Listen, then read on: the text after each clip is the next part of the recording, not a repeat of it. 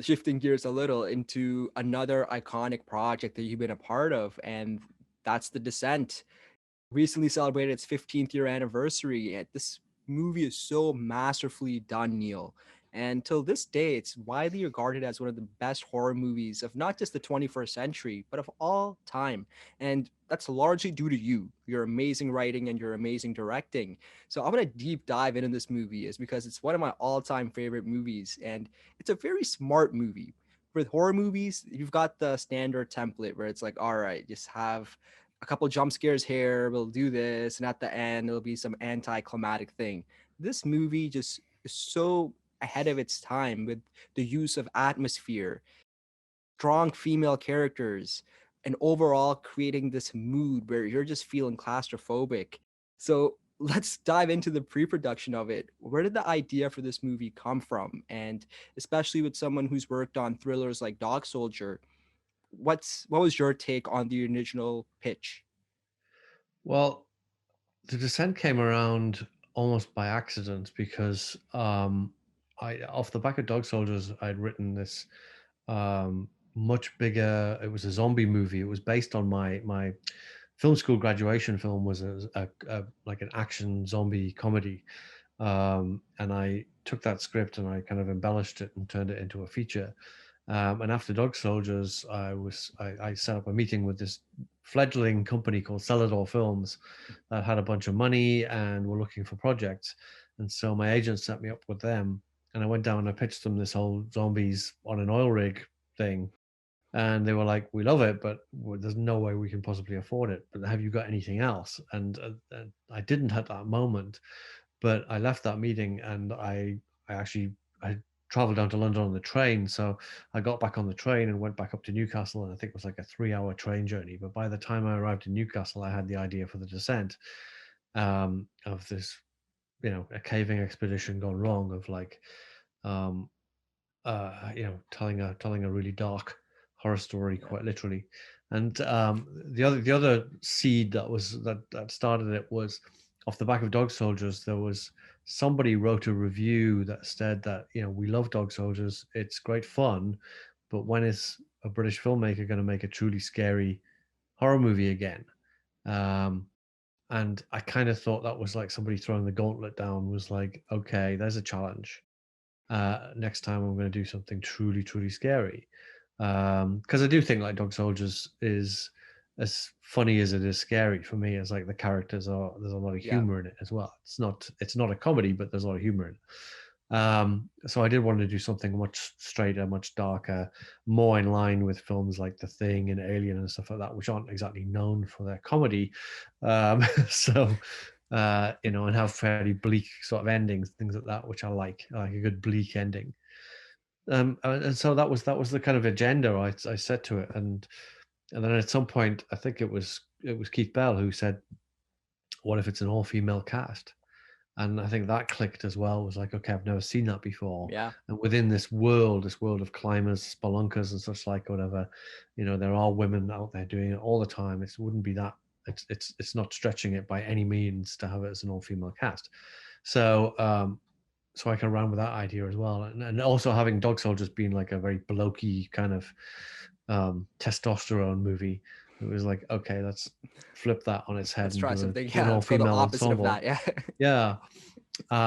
And I did a lot of research, and I talked to a lot of my female friends and my sister and stuff like that, just to get their input on how realistic these characters were going to be and whether they worked on page and things like that. And then, yeah, so the intention was just to try and make it as scary as hell, and tapping into really primal fears of the dark and things. And like, I had no idea. I figured that maybe 2 people out of 10 were claustrophobic and would freak out at this film. It turns out like it's more like 9 out of 10. Oh, absolutely. So, we really hit a nerve without even sort of thinking about it. We really hit a nerve there. And also the way that we filmed it was to make it visually claustrophobic as well. Of Oh, of oof.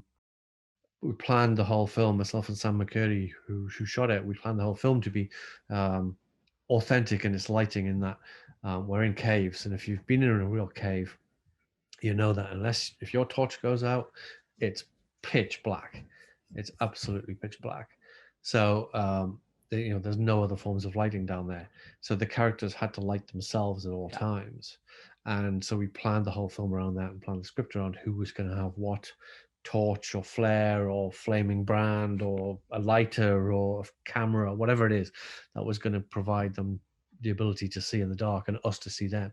And what that also meant was like you'd get some scenes or some shots where there'd be a little pinpoint of light of somebody with a torch or something, and the Yeah. rest of the screen would be like pitch black.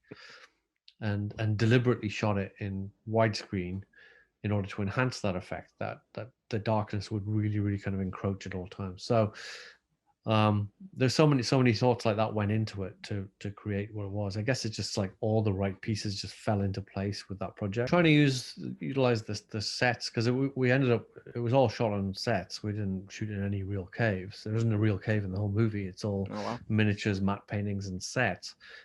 We quickly learned, having gone on we went on a caving expedition as kind of research, myself and the cast, and very quickly learned that it was going to be impossible, if not lethal, to actually shoot in a real cave. Um, so um, yeah, so that was one part of it. We actually shot the film in linear order, so we Oh shot it in wow. story order. Because the cave is like a linear journey, we never go back and revisit any of the cave sets.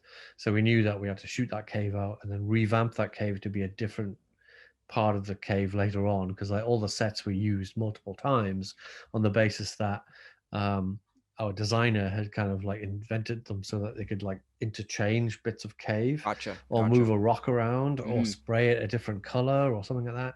And also the actors, because they were kind of lighting the cave themselves, like never lit it the same twice. So you could be in the same area of cave relentlessly and really not notice. And I think there was one particular section of cave that was like just a little junction thing. It was quite small, and we used it like 12 times in the movie for different things, and you can't tell. Um, so I mean, we were never working in the pitch dark really, because we always we made it darker in post Right. You guys production. control that environment. Yeah. Yeah, but it was extensively cold and wet.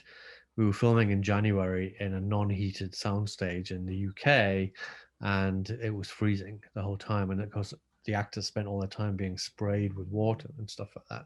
So it was very unpleasant for them. We had to kind of wrap them in like thermal blankets all the time. Yeah. So yeah.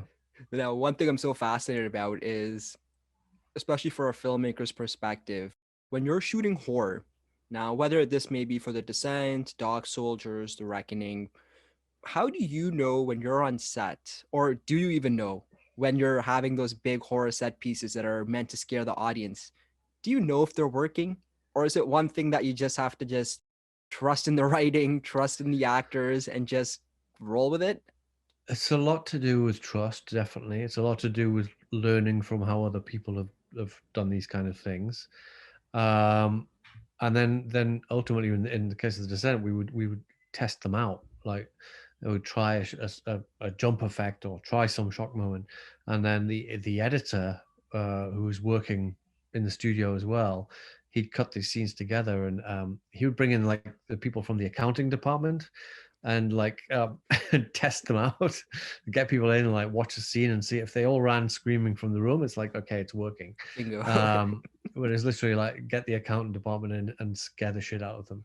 Um, but yeah, I mean, it was trying new things. It was like one of the things was, if the actors were scared of the creatures, that's a pretty good start.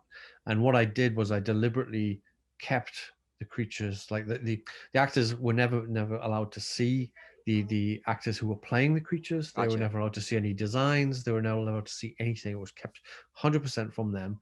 The first time that they encountered a creature was in a scene in a shot, Oh wow. and that was the scene where one of the characters is there and the creature's like just standing behind them. Yeah, that's a big point in the And trailer as well. I think that's how the trailer ends or something. Yeah.